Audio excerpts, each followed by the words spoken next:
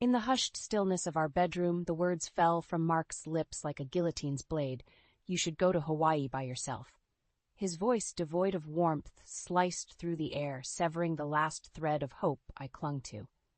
My name is Emily Carter. At 30, I had believed I found stability in Mark Anderson, my partner of 6 years. But tonight, the mask fell, revealing the ugly truth. I stood there, a mix of disbelief and burgeoning fury coursing through me.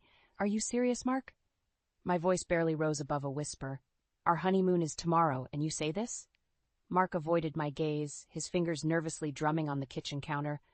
I can't hide it anymore, Em. I've been seeing someone else.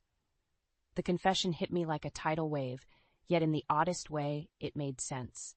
The late nights, the secretive phone calls, the growing distance between us. How could I have been so blind? Who is she? The question escaped my lips, a part of me not wanting to know. It doesn't matter. What matters is I can't go with you. His nonchalant dismissal of our years together ignited a fire within me. The pain of betrayal was acute, but beneath it lay an ember of rage, fanned into life by his callousness. You're choosing her over me, over us?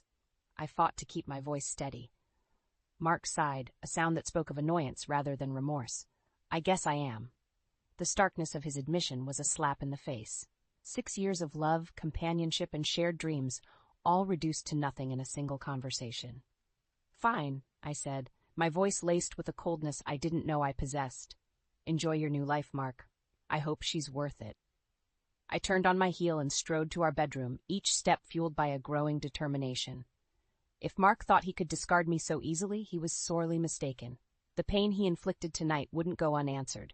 As I packed my suitcase, my mind raced. The honeymoon to Hawaii, a trip meant for two, now a solitary venture. A bitter laugh escaped me. Perhaps this was the universe's twisted way of granting me freedom. The night wore on, the silence of our apartment punctuated by the sound of my packing. Mark didn't come to the bedroom, nor did I expect him to. The man I loved or thought I loved was a stranger now.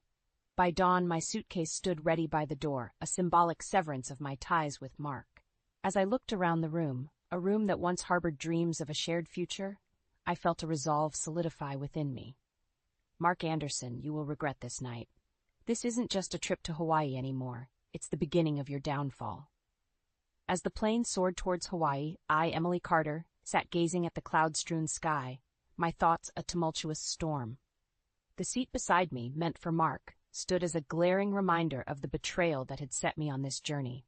In the confined space of the airplane, memories of Mark and me swirled around, mocking me with their sweetness turned sour. I remembered our first meeting, the laughter-filled dates, the day he proposed.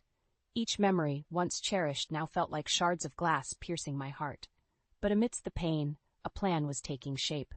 A plan not just of moving on, but of ensuring Mark felt a fraction of the pain he had inflicted on me.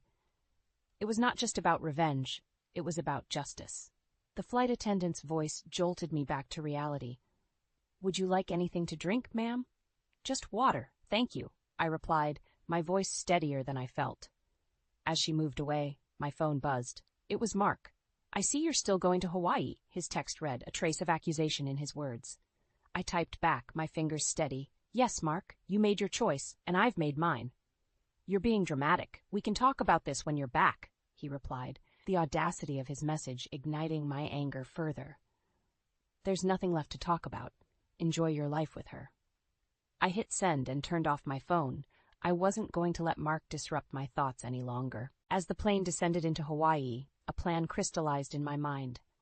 I would use this trip not just for healing, but to set the stage for Mark's comeuppance.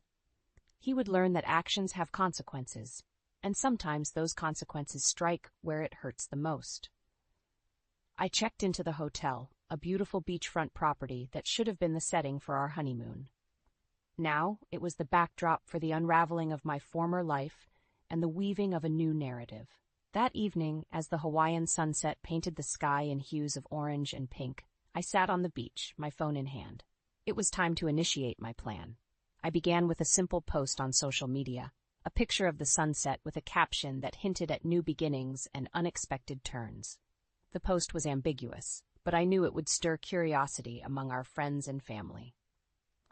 I wanted Mark to feel the eyes of our shared world on him. questioning, doubting. It was the first step in showing him that his actions would not remain hidden in the shadows. I spent the next few days exploring Hawaii, each activity a bittersweet experience. Kayaking, hiking, lounging on the beach, I did it all, documenting my solo journey on social media, my posts a mix of subtle jabs and overt displays of my newfound independence.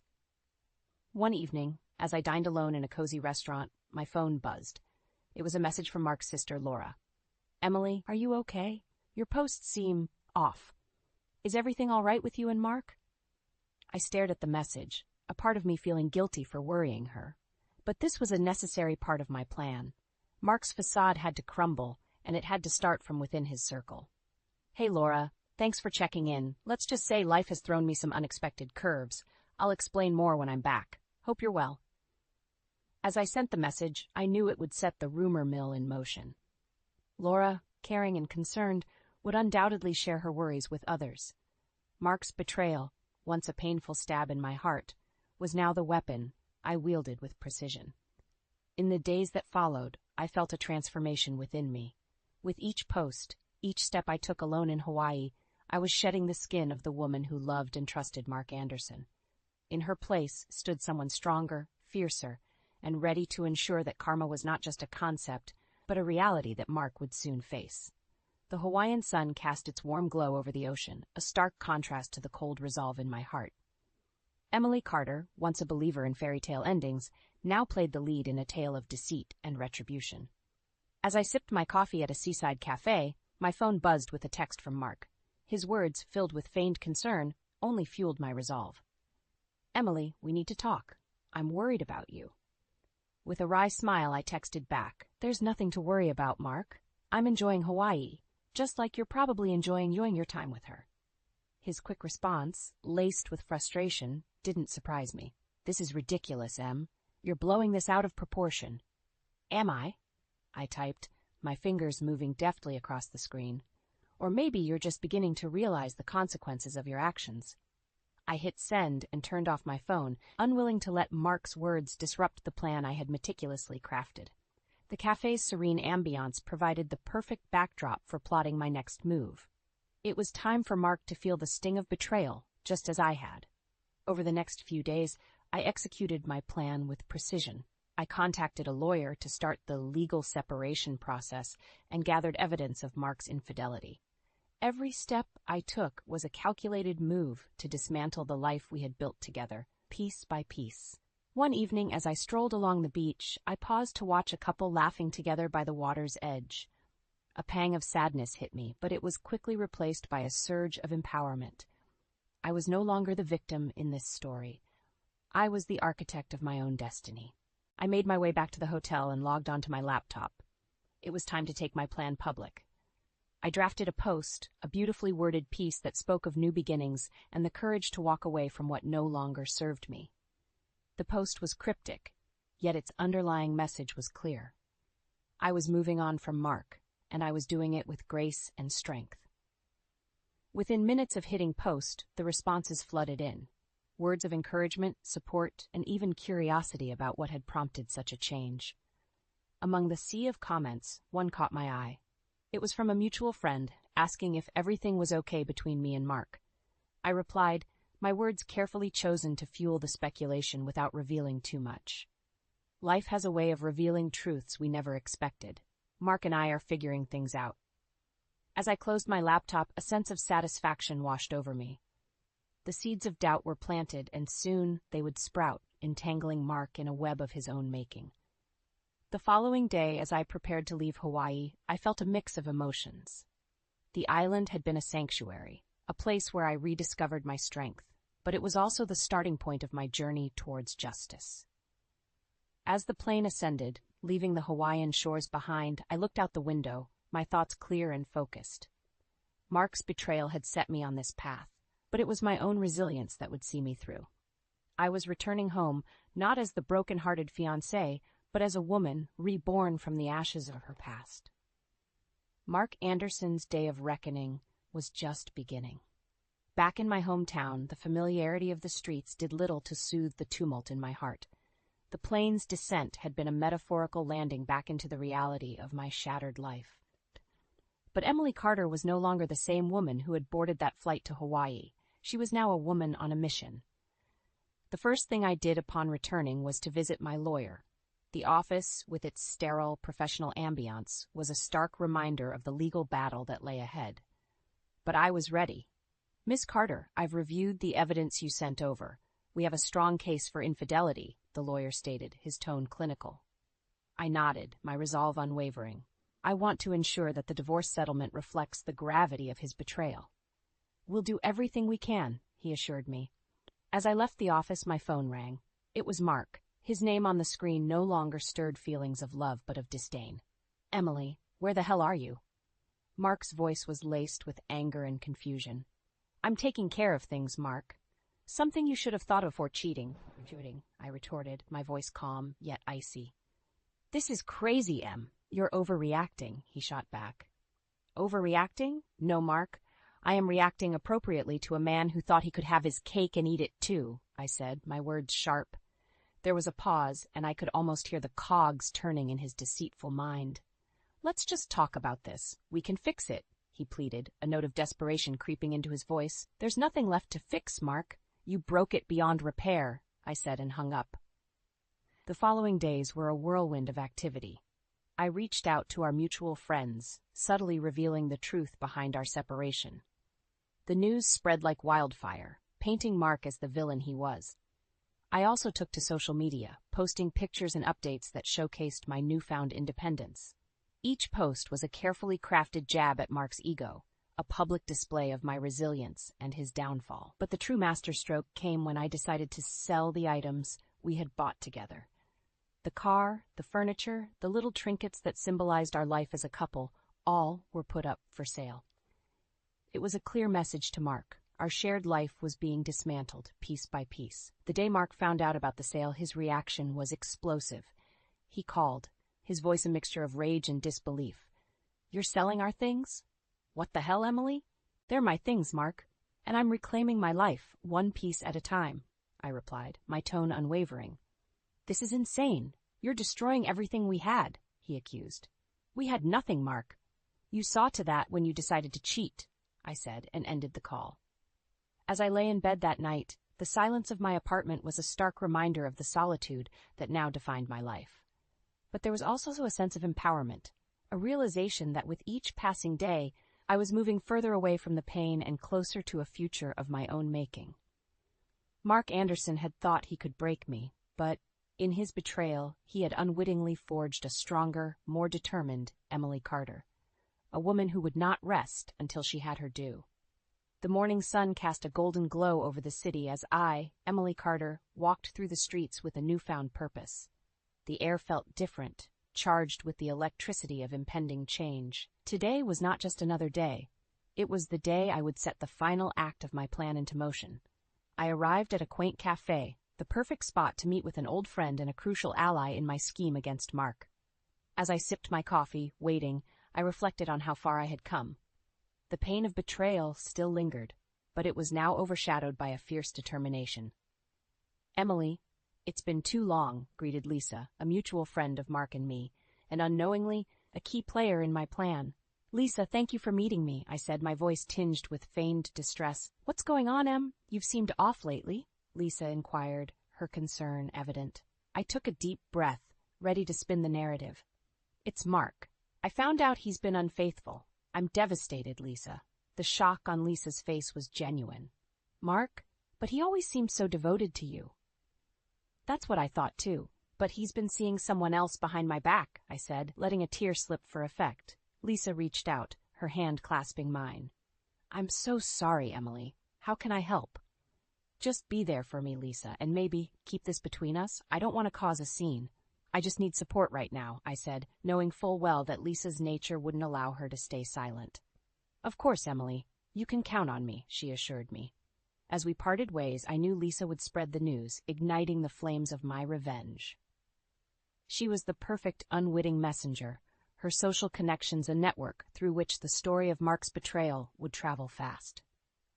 Over the next few days, I watched as the effects of my carefully crafted narrative began to unfold.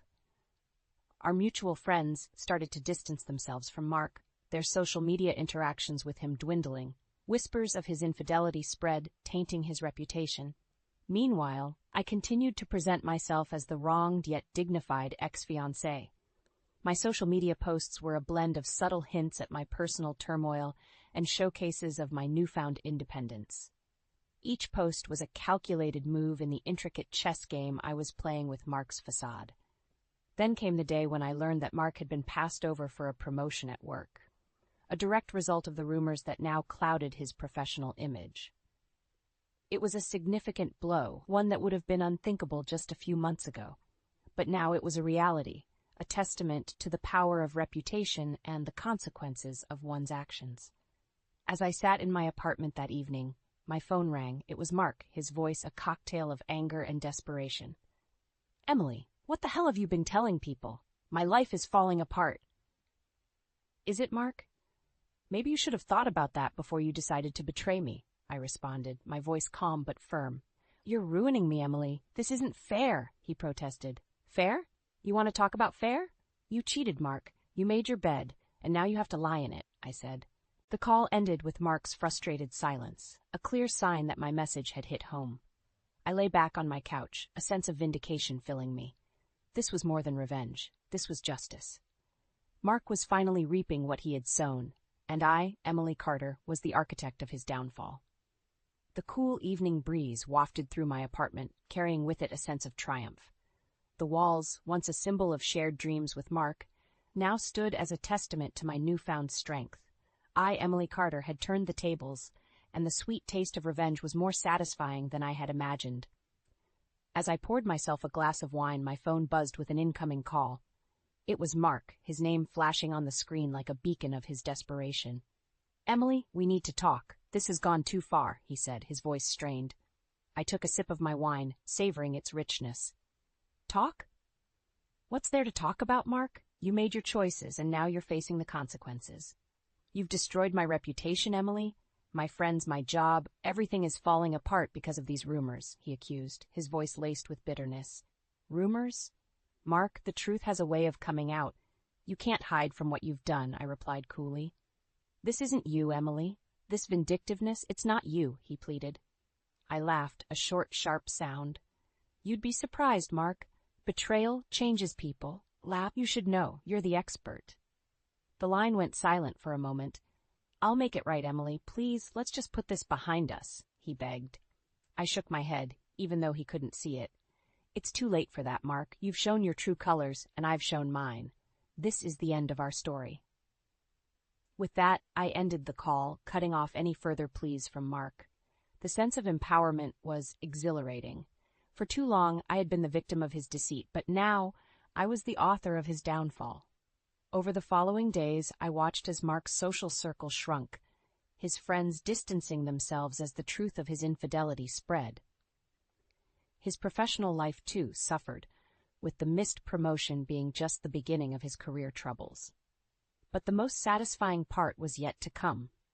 Through a mutual acquaintance, I learned that Mark's affair partner had left him, unable to handle the public scrutiny and the reality of being with a man of tarnished reputation. Mark was left alone, a pariah in the life he had chosen over me. As I sat in my living room, the walls no longer felt oppressive. They were my sanctuary, a place where I had rebuilt myself from the ashes of a broken heart. I had taken back control of my life, and in doing so had ensured that Mark felt the full weight of his betrayal. The journey had been painful, fraught with moments of doubt and anguish. But as I looked back, I realized it was necessary.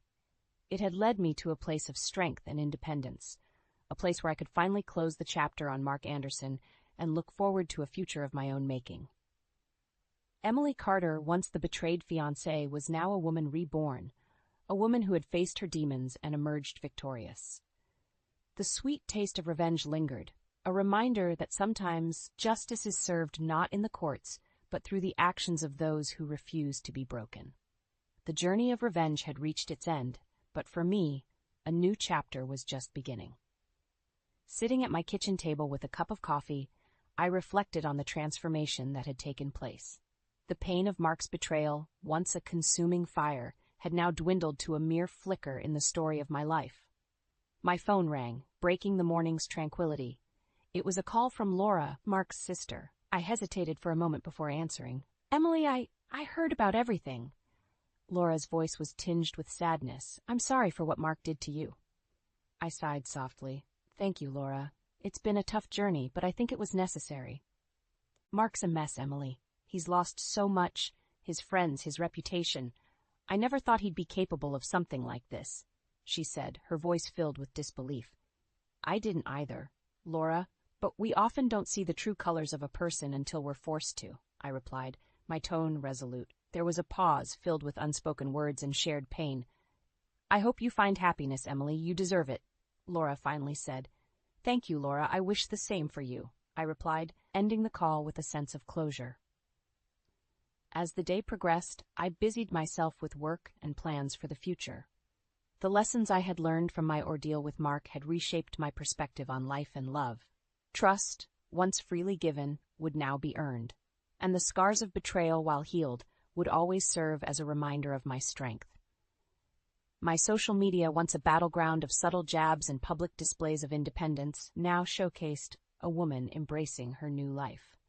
Photos of my travels, moments of professional success, and gatherings with true friends painted the picture of a life rebuilt from the ashes of betrayal. In the weeks that followed, I heard snippets of Mark's struggles through mutual acquaintances. His attempts to salvage his reputation were met with cold shoulders, and his professional life continued to suffer. The man who once held my heart was now a mere shadow, a cautionary tale of the consequences of infidelity and deceit. But as I looked out of my window, watching the city bustle below, I realized that Mark Anderson's story was no longer mine to dwell on. I had moved on, leaving him and the pain he caused in the past. I turned my gaze to the horizon, where the sky met the cityscape in a promise of endless possibilities. Emily Carter, once a victim, was now a victor, her spirit unbroken, and her heart open to the adventures that lay ahead. The journey of revenge had ended, but my journey of self-discovery and growth was just beginning. And as I stepped out into the world, I knew that no matter what challenges lay ahead, I had the strength and resilience to face them head-on.